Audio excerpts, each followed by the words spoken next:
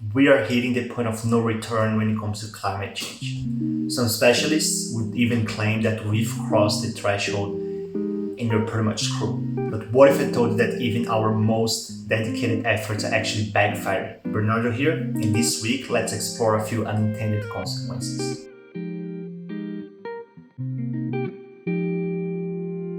If you had to choose between pictures 1 and 2, which one do you think is the most environmental friendly? Most people would probably choose picture number 1, a dense and gorgeous forest.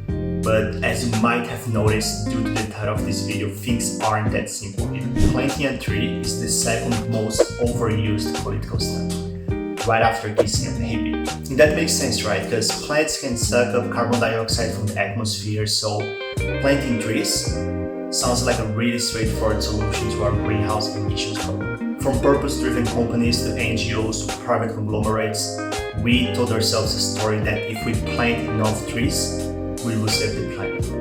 And that's a really noble action. However, it's far from straightforward. Back in the 80s, the UK government encouraged tree planting through tax breaks, which was rapidly adopted. When private investors started to look for the perfect place to start tree planting, they stumbled upon this scrappy-looking flow country.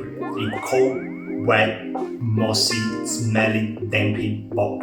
What's the matter?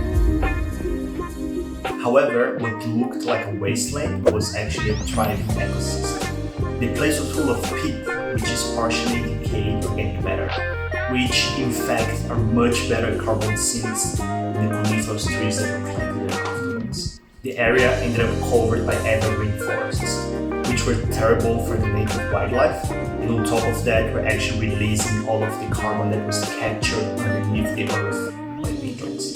What started as a sustainable public policy ended up having terrible unintended consequences that led to ecological disaster. And yet another textbook hope. We are by no means close to our environmental goal.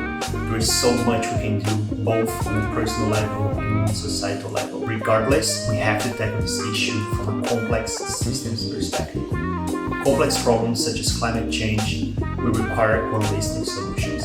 In reducing its level of complexity, we will only yield terrible unintended consequences, and soon will be too late. That's it for this week. Thank you so much for joining me here. Would love to hear what you think about this topic, so let me know in the comments down here. If you are on YouTube, make sure to subscribe. If you are on LinkedIn or any other news feed, make sure to follow the hashtag down here. And as always, see you next week.